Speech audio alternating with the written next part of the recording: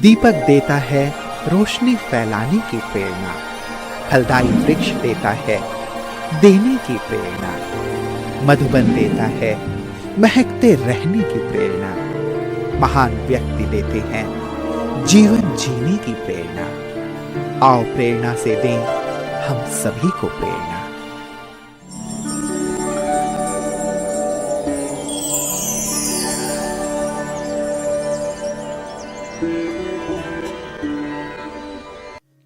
मध्य प्रदेश का एक मुख्य जिला खंडवा नर्मदा और ताप्ती नदी के मध्य बसा है। भारत के 12 ज्योतिर्लिंगों में से एक सुप्रसिद्ध पवित्र ओंकारेश्वर मंदिर, दादा दूनीवाले की दरबार, सिद्धनाथ मंदिर और मां तुलजा भवानी मंदिर के लिए प्रसिद्ध खंडवा श्रद्धालुओं के आकर्षण का प्रमुख केंद्र है। प्रसिद्ध गायक किशोर कुमार का जन्मस्थल भी है खंडवा। खंडवा ब्रह्मा कुमारीज ईश्वरीय विश्वविद्यालय की मुख्य संचालिका है आदरणीय राजयोगिनी शक्ति दीदी जी। आपका जन्म 1970 में मध्य प्रदेश के दमोह शहर में हुआ। आपको बचपन से ही आध्यात्मिकता एवं समाज सेवा में विशेष रुचि थी। आप सरलता, दृढ़ता, मधुरता, कर्मठता, वफादारी आदि गुणों की धनी है। सत्य की खोज में आपको 1989 में ईश्वरीय ज्ञान की प्राप्ति हुई।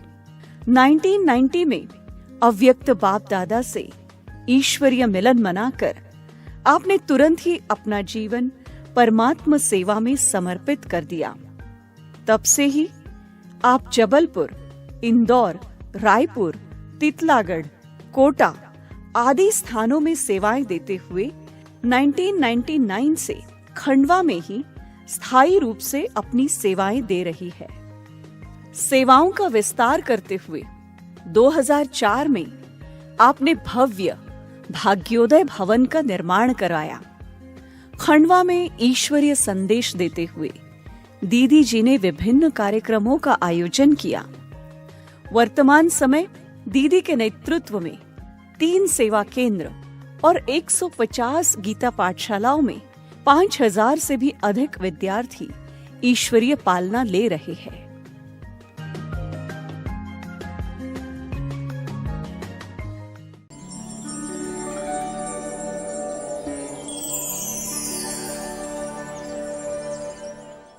हमारा परिवार लौकिक परिवार आध्यात्म में बहुत रुचि रखता था।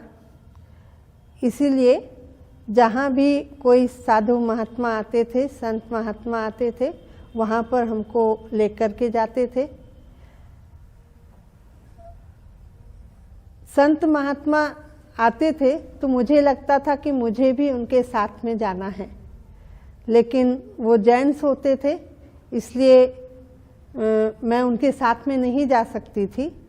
तो हमें अंदर में संकल्प आता था। उस समय कोई भी महिलाएं या कोई लेडीज सत्संग कराने के लिए नहीं आती थी। तो मैं अपने लौकिक माता जी से बोला करती थी कि कोई लेडीज अगर आए तो हम उनके साथ में जाएंगे, हमको भी ऐसे संत के समान बनना है। कुछ समय के बाद हमारी ये इच्छा पूर्ण हुई और करीब मैं उस समय 10वीं क्लास में पढ़ती थी। एक ब्रज किंदरी नाम की देवी आई। उस समय मेरा खुशी का ठिकाना ना रहा कि जो संकल्प हमने किया कि मुझे कोई लेडीज आए और वो सत्संग कराए तो हम उनके साथ में उनके जैसा बन करके हमें रहने को मौका मिलेगा, उनके साथ में हमको जाने का मौका मिलेगा। इसलिए हमने यह संकल्प कर लिया कि मुझे उनके साथ जाना ही है। परिवार वाले सभी चिंतित हो गए कि इसने क्या संकल्प किया है और हम ये कैसे जाएगी। लेकिन किन्नरी देवी ने मुझे कहा कि आप अभी नहीं, हम आपको 2 वर्ष के बाद लेकर के जाएंगे, क्योंकि हम जिद पर थे कि हमको आपके साथ चलना ही है, लेकिन उन्होंने मुझे बहुत समझानी दी कि 2 वर्ष के बाद हम आपको ज़रूर लेकर के जाएंगे, अभी आप यहाँ पर और पढ़ाई करिए, 2 वर्ष के बाद कम से कम 12th कर लीजिए, उसके बाद मैं आपको लेकर के जाऊंगी। जैसे तैसे हमने इस बात को स्वीकार किया। तत्पश्चात 2 वर्ष के बाद हमको बाबा का ज्ञान मिला। ज्ञान किस प्रकार मिला? हमारे लौकिक पिताजी संगीत संध्या में संगीत में रुचि रखते थे, बच्चों को डांस सिखाते थे, गीत सिखाते थे, और पिताजी से मिलने के लिए ब्रह्मा कुमारी संस्था के एक डॉक्टर पांडे पिताजी से मिलने के लिए आए और कहा कि शिवरात्रि का प्रोग्राम है, आप हमारे बच्चों को डांस सिखाएंगे तो वो प्रोग्राम कर सकेंगे। और डांस सिखाने के लिए हमारे पिताजी वहाँ पर ब्रह्मा कुमारी आश्रम में गए और बच्चों को डांस सिखाया। शिवरात्रि का दिन था, उस समय जबलपुर से बहनें उस हटा में प्रोग्राम करने के लिए आई हुई थी। मुझे सफ़ेद साड़ी में बहनें देख कर के मुझे बहुत अच्छा लगा, लेकिन सिर्फ वो प्रोग्राम देखा, उसके बाद हमें उसकी कोई जानकारी नहीं थी। दूसरे दिन से डॉक्टर पांडे ने हमारे लौकिक माता पिता को बोला कि यहाँ पर 7 दिन का कोर्स कराया जाता है, यहाँ पर ईश्वरीय ज्ञान दिया जाता है, आप इस 7 दिन का कोर्स करिए।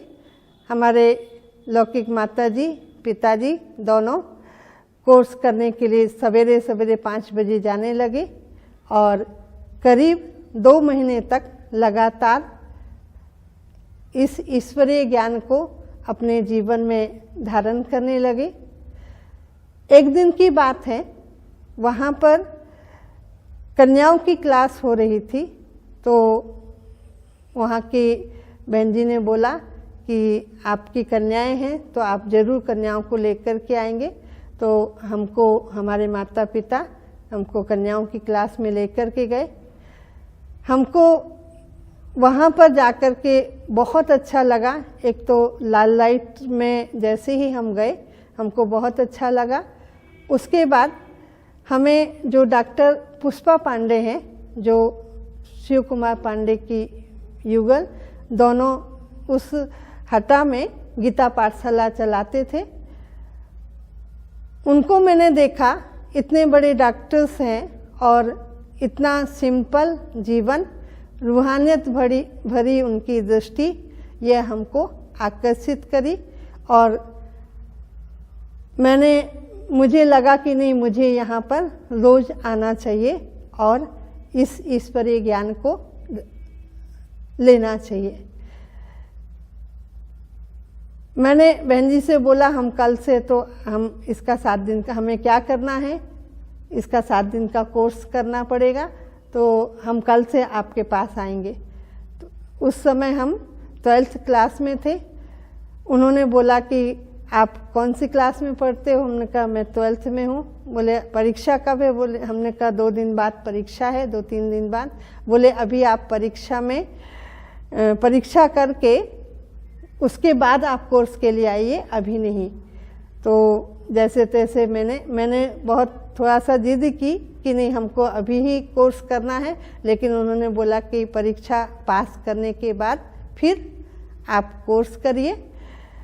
परीक्षा जैसे ही पूर्ण हुई और हम दूसरे दिन से कोर्स करने के लिए जाने लगे।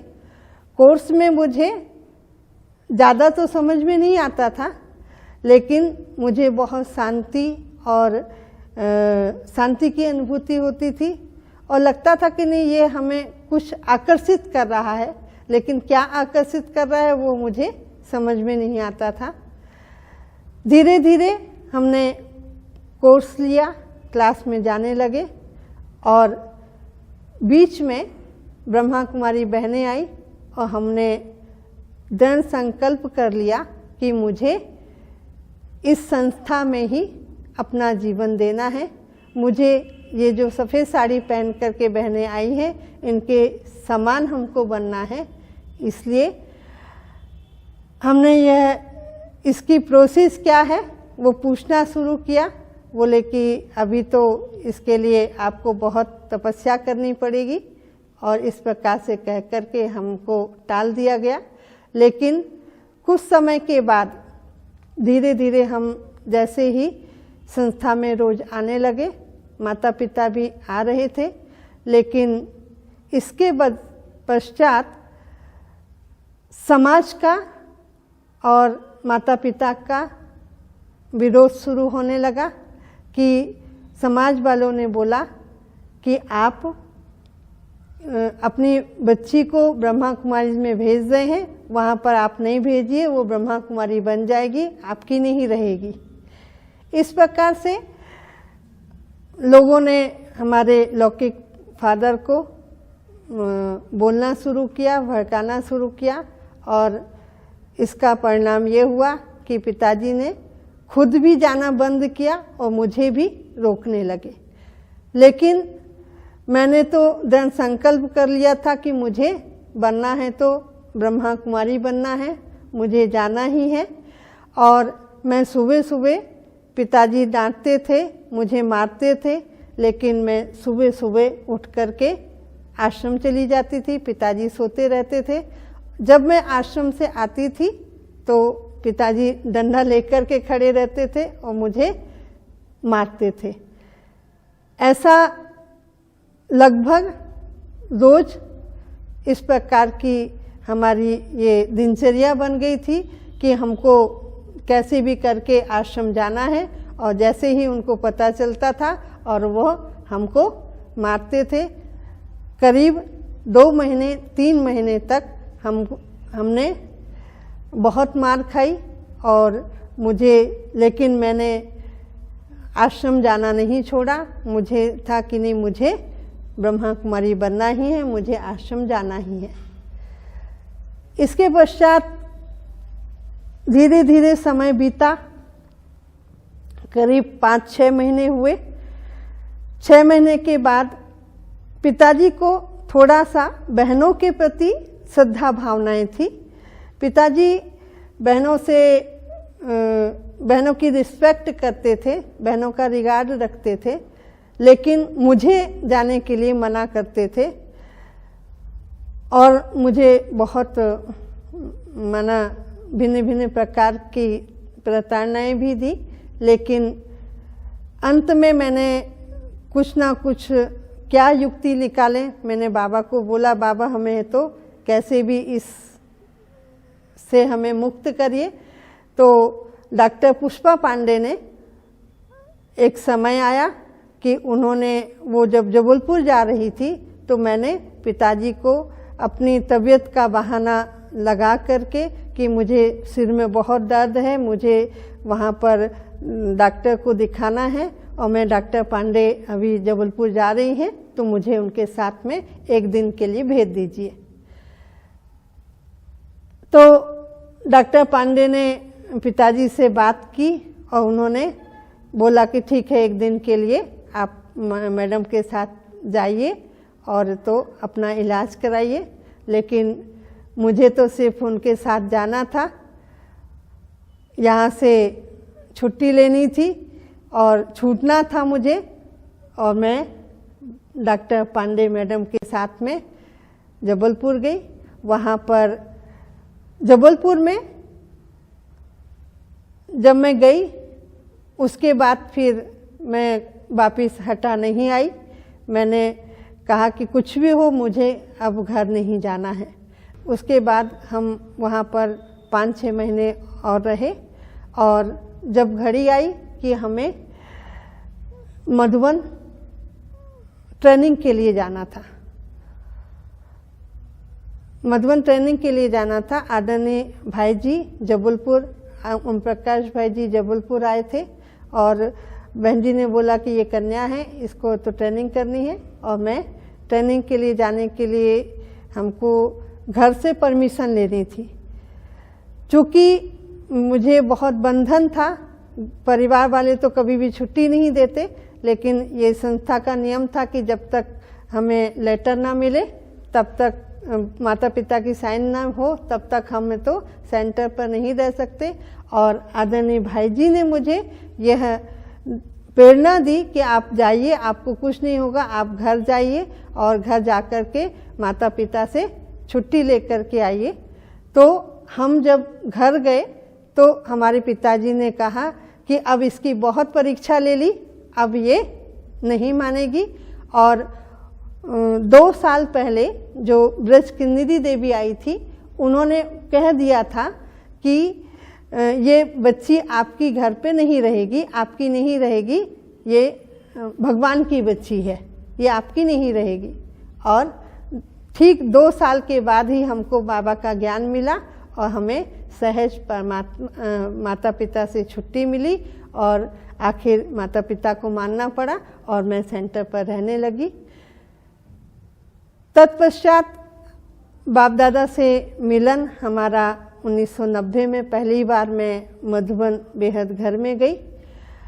वहाँ पर मुझे जैसे ही मैं बाबा से मिलन मनाने के लिए गई, बाबा बैठे हुए थे, मैं देख रही थी कईयों ने मुझे भिन्न भिन्न प्रकार की बातें कही थी कि बाबा आते हैं, कैसे ऐसे आते हैं, ऐसा होता है, लेकिन मुझे तो सामने दादी ही दिखाई दे रही थी, मुझे कुछ तो समझ में नहीं आ रहा था।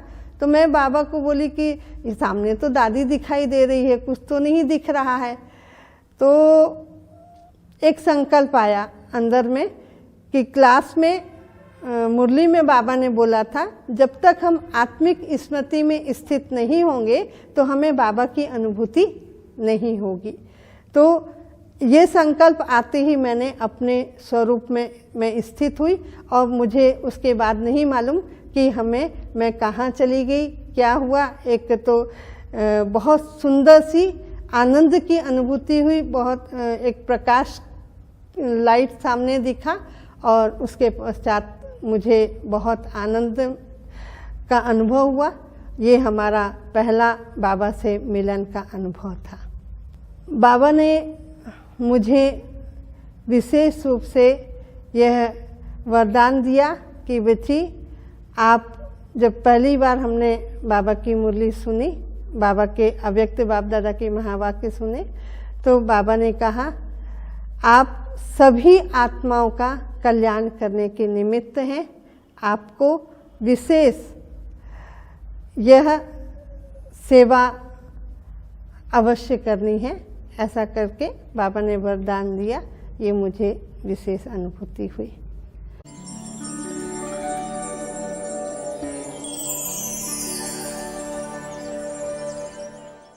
बाबा के बनने के बाद मुझे एक तो सादगी भी बहुत पसंद है। मैं अपने जीवन में सादगी से रहना पसंद करती हूँ, औरों को भी सादा जीवन जीने की प्रेरणा देती हूँ।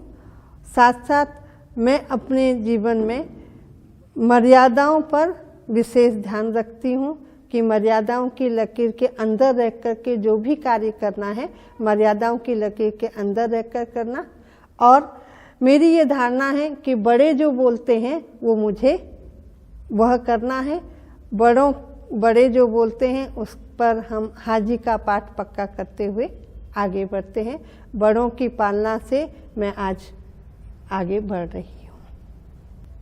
सूक्ष्म रूप में हम अपनी स्थिति को बनाने के लिए एक तो अशरीरी बनने का पुरुषार्थ करते और सब आत्माओं के प्रति शुभ भावना, शुभकामना देने का कार्य, ये मुझे अंदर से लगता कि मैं सब आत्माओं के प्रति मेरी शुभ भावना, शुभकामना हो। कोई भी आत्मा, कैसी भी आत्मा हो, लेकिन उनको शुभ भावना और शुभकामना से मैं परिवर्तन करने की कोशिश करती हूँ। अभी मुझे लगता है कि मैं अपने आप को सब बातों से मुक्त करके, वैसे मुझे अधिकांश ये बार बार अनुभव होता है कि मुझे अब बाबा के पास सब बंधनों से मुक्त होकर के सब प्रकाश की बातों से मुक्त होकर के बाबा के पास जाना है। और मुझे कोई भी प्रकार की यहाँ पर कोई इच्छा नहीं, कोई तमन्ना नहीं। ऐसा लगता है कि बाबा मुझे सहज अपनी बाबा की याद में रह कर के मैं बाबा के पास जाऊँ। उसके लिए मैं नित्य ये पुरुषार्थ करती हूँ कि मैं और मेरा बाबा ये स्मृति सारा दिन रहे। कार्य व्यवहार करते हुए मैं और मेरा बाबा मेरे साथ है, मेरे साथ कार्य कर रहा है, ये स्मृति रहे।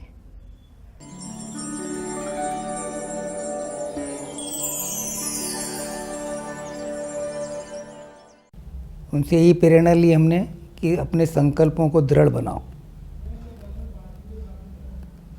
जब भी मैं उनको देखता हूँ तो उनके चेहरे पे हमेशा मुस्कुराहट ही दिखती है। कभी ऐसा लगता नहीं है कि इतनी सेवा करने के बाद भी वो थकी हैं। जब भी पूछता हूँ कैसे बहन जी, तो मुस्कुरा के बोलती बहुत अच्छी हूँ। इन सब बातों से हम भी उनको देख के मुस्कुराना सीख गए। मैंने दीदी से जो प्रेरणा ली, शक्ति दीदी का जो नाम वैसे ही वो शक्ति स्वरूपा बन कर के हर परिस्थितियों में हमें पार करना सिखाती हैं। और उमंग उत्साह हमेशा सेवाओं में रहता है दीदी के अंदर। तो और दीदी हमेशा यज्ञ के प्रति वफादार होकर के हमें भी वो वफादारी, ईमानदारी उन्होंने सिखाई। मैं दीदी के साथ पंधाना क्षेत्र में देखता हूँ, कई बार जाता हूँ। दीदी सबका काफ़ी मनोबल बढ़ाती हैं। दीदी के बारे में बहुत कुछ, मतलब मैं ये कहूँगा कि शक्ति का स्वरूप ही है वो। जो भी उनके सानिध्य में आता है ना, ये समझिए कि उनको शक्ति, अपार शक्ति मिलती है।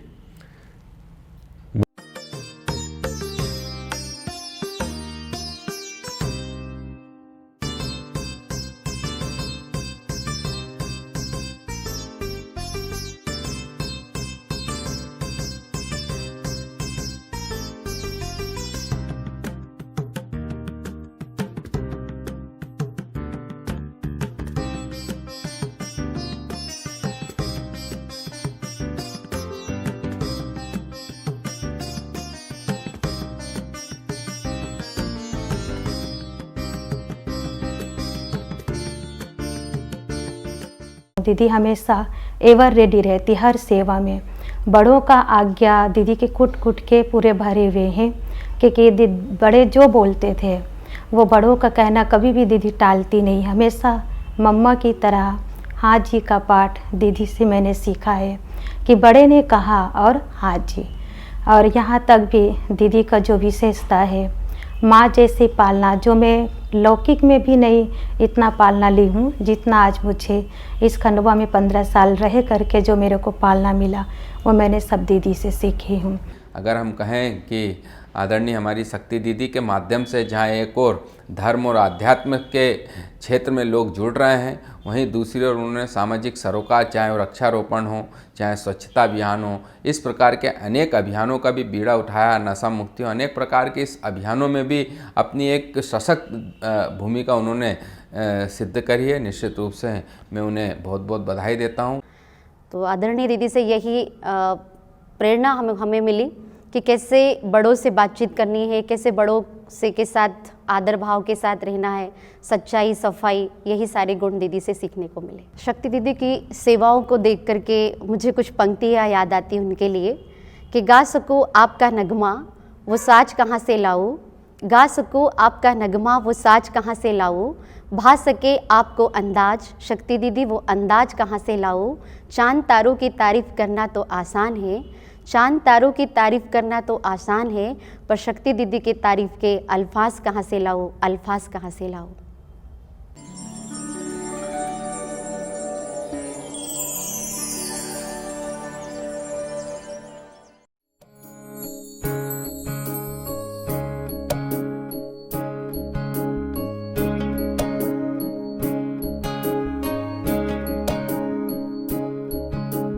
ये मत कहो खुदा से मेरी मुश्किलें बड़ी हैं, ये मत कहो खुदा से मेरी मुश्किलें बड़ी हैं, ये मुश्किलों से कह दो मेरा खुदा बड़ा है। आती है आंधियाँ तो कर उनका खैर मकदम, आती है आंधियाँ तो कर उनका खैर मकदम। तूफान से ही तो लड़ने खुदा ने तुझे गढ़ा है। ये मत कहो खुदा से मेरी मुश्किलें बड़ी हैं, ये मुश्किलों से कह दो मेरा खुदा बड़ा है। मेरा खुदा बड़ा है, मेरा खुदा बड़ा है।